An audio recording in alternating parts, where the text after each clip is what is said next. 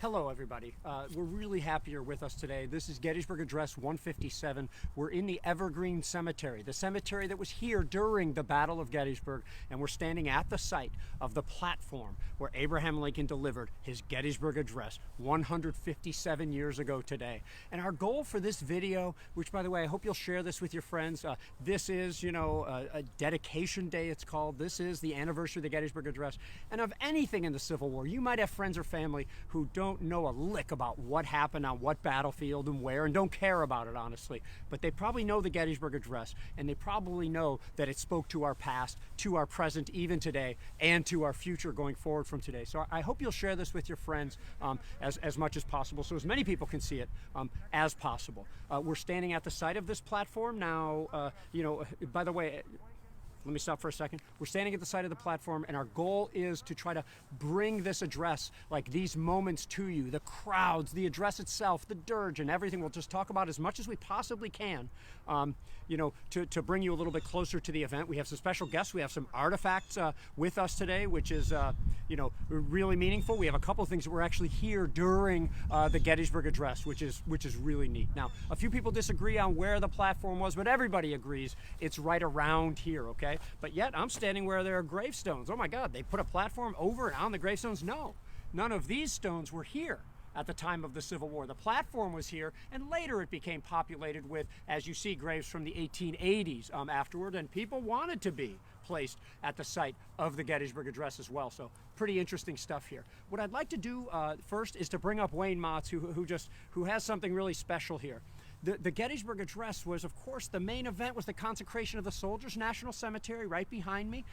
And there was all sorts of preparations. The parade, what was the program going to be, and everything like that. And they decorated this platform, erected it, put chairs on it. Wayne, National Civil War Museum in Harrisburg, CEO. Gary, thanks. So this platform, we think it was about 12 by 20 feet. It was made of wood.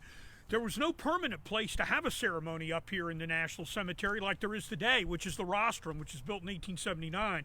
So this is an actual piece of fabric.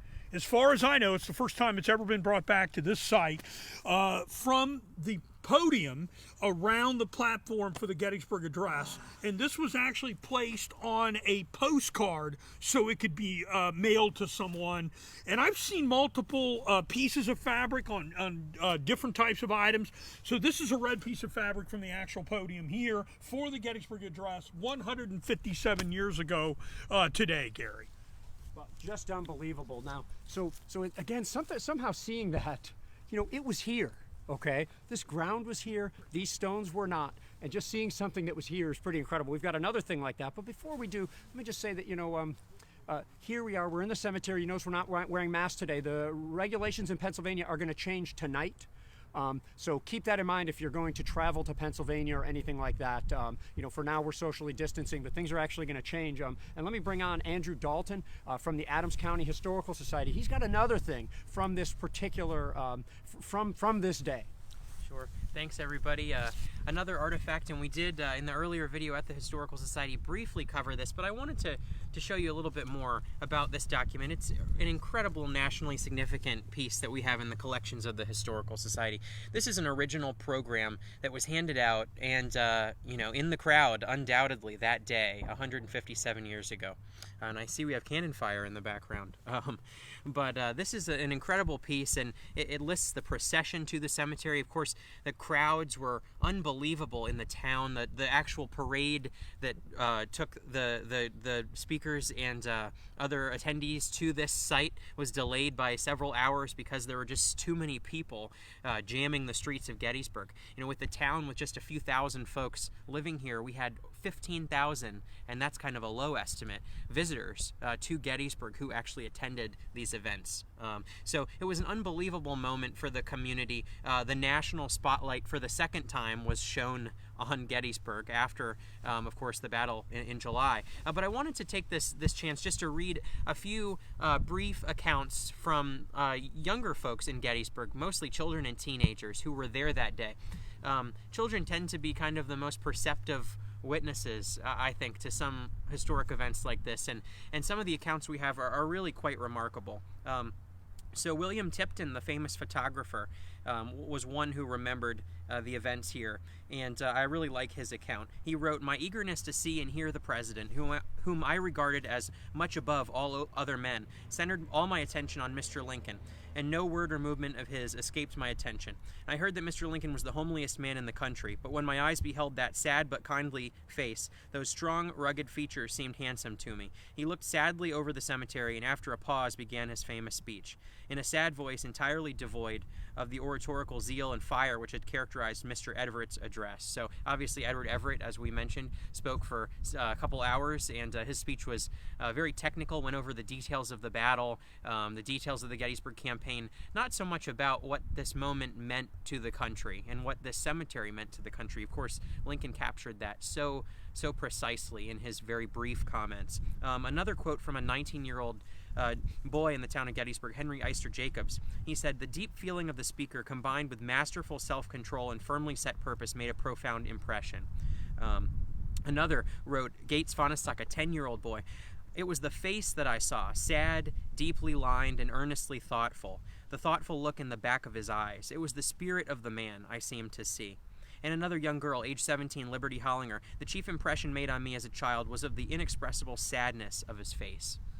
So obviously, this is a war-torn nation, a war-torn president visiting this town and trying to console the families of those lost, and also the community that had been ravaged by the battle. And wounded soldiers, as we mentioned in our last video, were still in Gettysburg at this time. The town was a long way off from fully recovering from the devastation of the battle. And so these are just a few accounts left by children that I think really sum up the experiences. I want to read one more.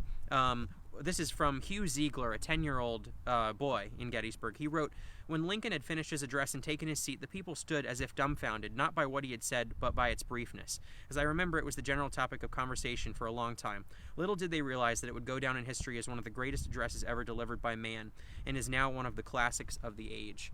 So these are just some wonderful testimonials that we have from young people who were in the crowd and saw Lincoln at this very site that we're standing on today. And we're happy to be here with the American Battlefield Trust for this important anniversary.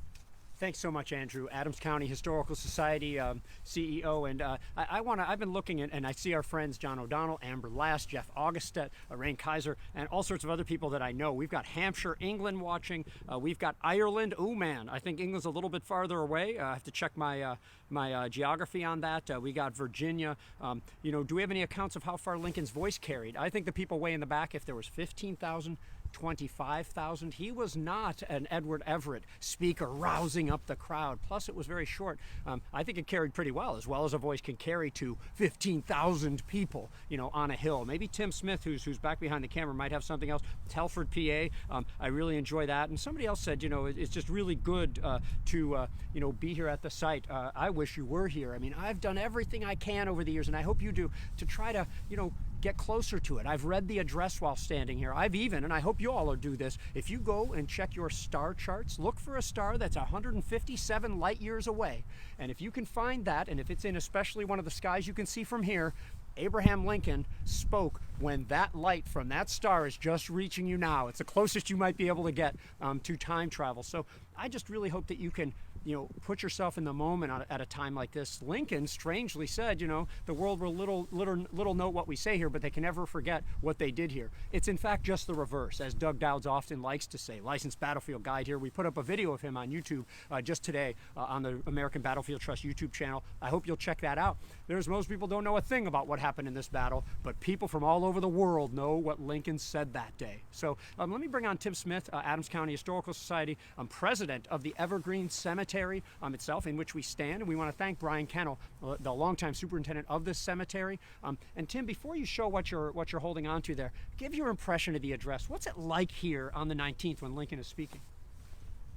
Well, it is really difficult today to try to put yourself in that moment. I think a lot more people probably would have been here had they have realized the notoriety that this speech was going to have in later years. But I can tell you this, answering your question you asked initially, we have hundreds of accounts by local people that were here at Lincoln's Gettysburg Address. And whether these people were standing next to the platform or at the back of the crowd or in the town itself miles away, every single one of them heard every word that Lincoln said very clearly in their reminiscence after the war. So that's a common thing. In reality, we don't know how far Lincoln's voice traveled. Now, I wanted to mention that we are near the site of the platform, and at the time, Evergreen Cemetery was active.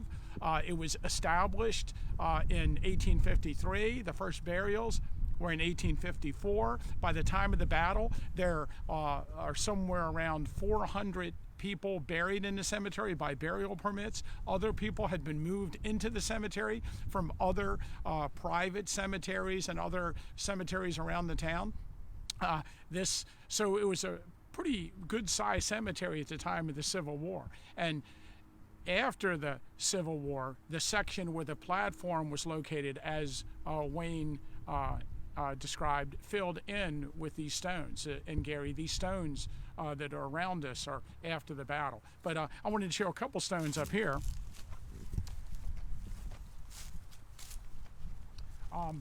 Over here is the Solomon Powers family plot. And around Solomon Powers, his daughters are buried at various locations. You might know Solomon Powers was a stone cutter that lived on West High Street in the town of Gettysburg at the time of the battle. And he had 5 daughters that cared for the wounded soldiers after the fighting, and they're all buried around her. But there's a person buried over here associated with the Powers family I wanted to show. Alan Frazier.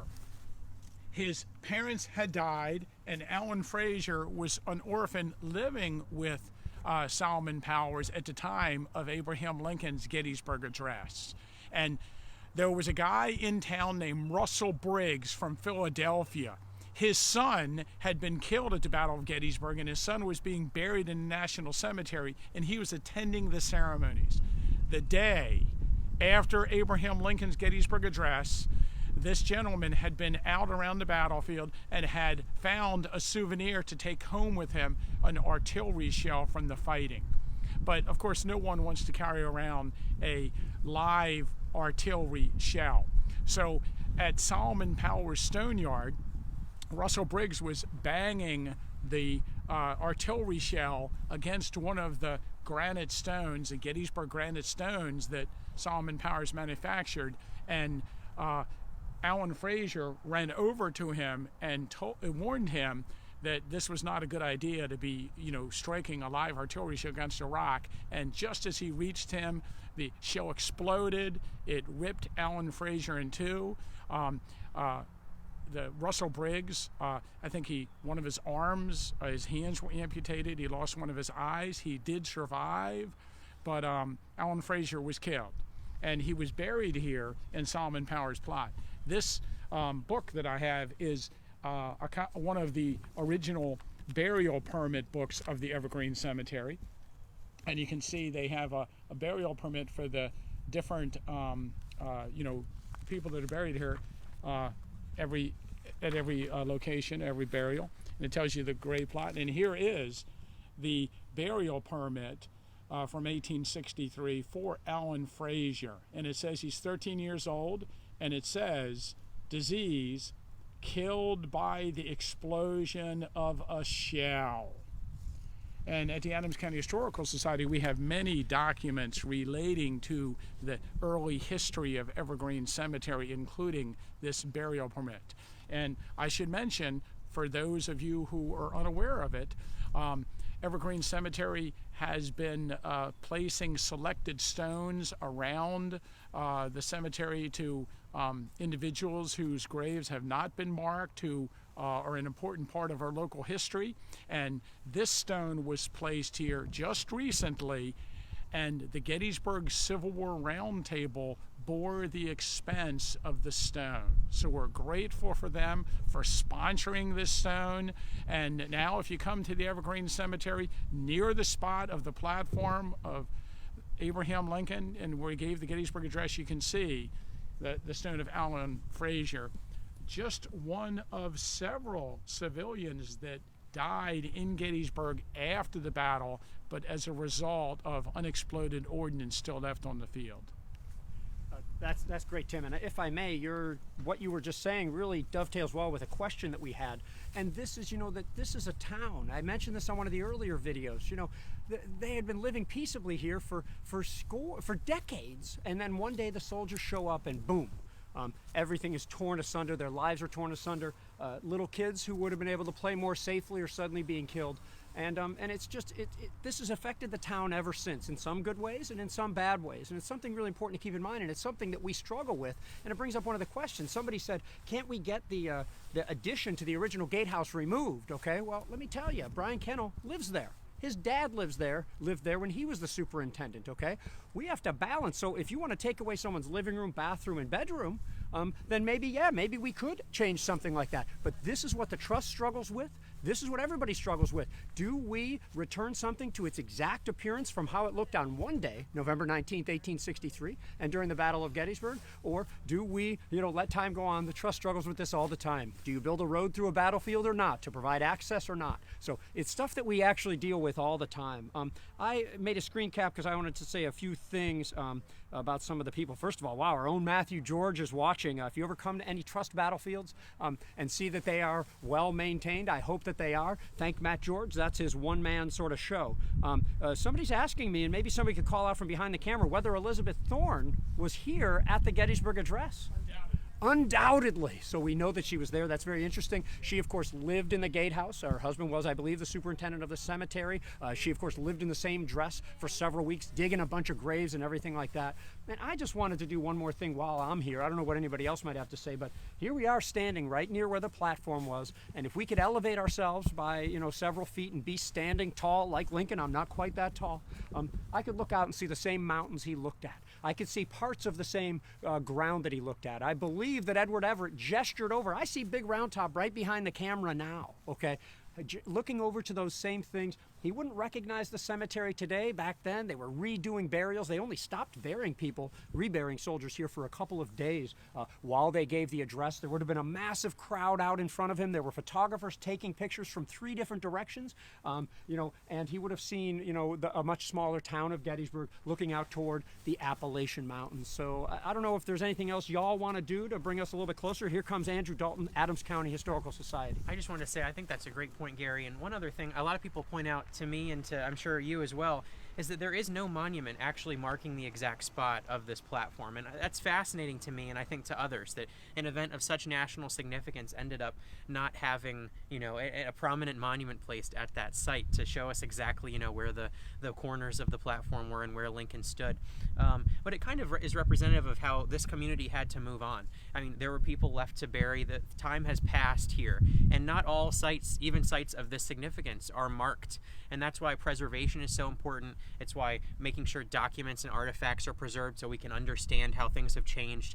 And it's, it's a testament to this community and how, even though this is, there are headstones here today, you can still visit the site and walk the grounds and see what it was like that day for all these people. And I think, as we talked about earlier, listening to the words of the people who actually witness these events is the closest we can come to really understanding it. And that's why we're so fortunate to preserve at the Historical Society hundreds of these accounts where we can read and understand what the people who saw the event heard and witnessed. And like I said in an earlier video too, the first line of every obituary for somebody who was here that day was "saw Lincoln at Gettysburg," or "heard Lincoln," or "shook hands with Lincoln." So this was an incredible moment for our community here and for the nation as well. Really well put, Andrew. I was about to bring that up again, how this affected everybody who saw it. It affected the nation who read about it and whatnot. And I just want to encourage anybody who really wants to get into a dissection of the speech, how Lincoln looked to the past, brought you into the present, took you onto the future, brought people together through prepositions and pronouns and whatnot. I just want to, encourage you to go to our YouTube page and watch the video we posted just this morning, I believe, by Doug Dowds. It should be the first video on our YouTube page until they get, actually we're going to post these on YouTube as well. Plus everything that we've done today will live on our Facebook page so that you can see it and share it and whatnot. So I want to thank you all for watching for this somewhat more somber, Facebook video. I want to thank Andrew and Tim Smith from the Adams County Historical Society. I want to thank Brian Kennel from the Evergreen Cemetery, and I want to thank Wayne Motts, CEO of the National Civil War Museum in Harrisburg. Man, when they're all ready, when COVID has ended and it's all opened up and you can go, you should definitely go to both these institutions. In the meantime, both of them have active Facebook and YouTube programs and videos that I encourage you to take advantage of. Thanks to Chris White behind the camera. And before I thank you for supporting battlefield preservation, let me encourage Chris after we're out to maybe walk along to where the platform site approximately is as he takes us out. Thank you for supporting battlefield preservation.